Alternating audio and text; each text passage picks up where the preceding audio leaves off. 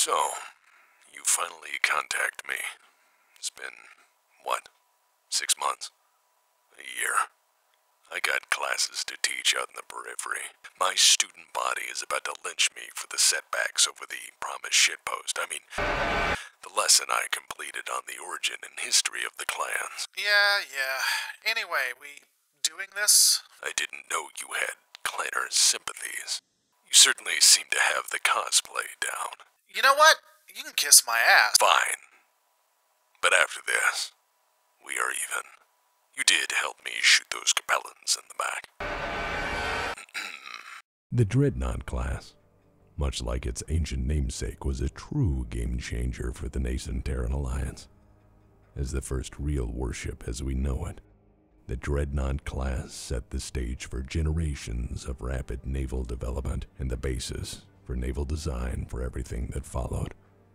They were so reliable that they served throughout the age of war with distinction, and after 300 years of service, they were retired to be scrapped or given to museums. The TAS Dreadnought itself was one of the most important vessels in the history of the Terran Alliance, a precursor to the Starleague government. Hell, the damn thing helped found the Terran hegemony in those early years pre-Starleague, and served with honor as one of the finest vessels to be commanded by mankind. The Dreadnought class, under the command of Admiral James McKenna, ended the Terran Alliance Civil War. So that's how you say hegemony. In 2295, James McKenna became Admiral of the Alliance Global Navy. He would institute a program to construct the first true combat warship that the Terran Alliance had ever seen. The first ship to be built would be that of the TAS Dreadnought. The vessel was launched in 2300 and became the flagship for the good admiral. He would further have 26 more created just like it, though his command would be transferred to another Dreadnought class, the Black Lion. Probably because the newer ships are shinier or something. Maybe it had a better coffee machine. Who knows? Admirals can be pretty stupid like that.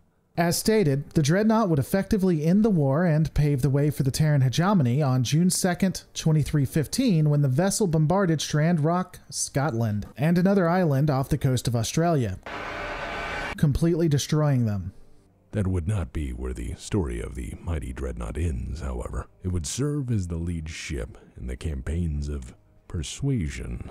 By now, Director General James McKenna, the design would be in use under the hegemony for more than 2.5 centuries, earning more battle stars and kill awards than any other ship in the armed forces. While distinguished, the use of the ship wouldn't come without cost. The Dreadnought specifically suffering crippling damage in various battles and having the highest number of crew casualties of any vessel in the fleet. It would receive so much damage that the combined time of it in dry dock throughout the years would equal 4 decades for repairs and life extension.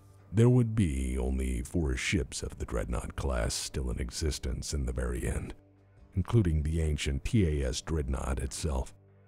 Commanding General Chandra Norv Cameron, herself a noble first and another tragic case of someone who shouldn't dress themselves in public office second, would decide in her infinite wisdom to not pursue lifetime upgrades, and instead put them in Starleague's reserve fleet.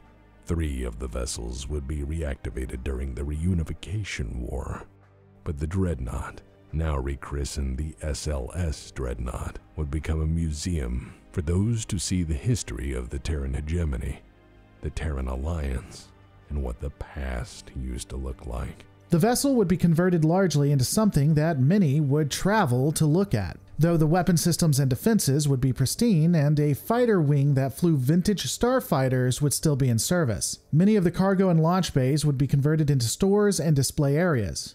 Wow, what a novel concept, and something definitely not ripped from another show. Nihil novi sub sole clan fan. That doesn't even make any sense. Wait, is that Latin? Anyways, during the Amara's coup, the SLS Dreadnought would be ignored in Operation Apotheosis. Rear Admiral Castillo ordered the crew of the ancient Dreadnought to battle stations. But after realizing the exceptionally limited state of fuel and ammunition aboard, and the successful precision decapitation strike vis-a-vis Ameris' nuclear attacks, he decided to make a run for it, and broke orbit 18 hours after the attacks began. He started escorting civilian dropships to Jupiter, and made a stop at the deep-range gunnery station to rearm. Yeah, that's not another stolen idea. Don't make me read from the jihad books. There's worse out there. Trust me.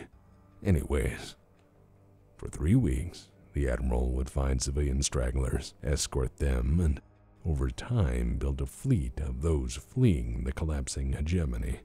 The Admiral would attack jump points that were not well defended, buying time for those he escorted. His goal was to save as many lives as possible, and in the process, attempt to take news of Ameris' betrayal and war crimes to the rest of the inner sphere.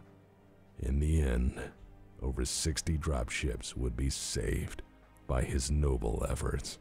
This wouldn't last, though, as the SLS, not Battlestar Galactica, would be ambushed by a heavy squadron of Republican ships. The Dreadnought would fight for 30 minutes, the vessel sustaining massive damage. Ultimately, it would be crippled, but Castillo ensured that it could not be captured by having it scuttled, all crew being killed when the ammunition on the vessel simultaneously exploded. Though the Dreadnought was destroyed, the civilian fleet would escape into the Lyran Commonwealth to tell the madness of Stefan Ameris, his betrayal of the House Cameron, and lastly of the bravery of his own crew and their noble sacrifice.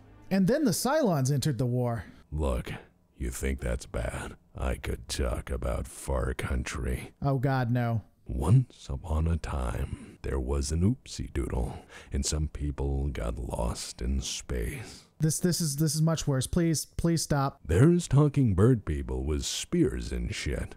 I can keep going. No, I'm good. Do you have a minute to hear the good word of Blake? No, we gave that at the office. Comstar is always watching, you know. And on that terrifying thought.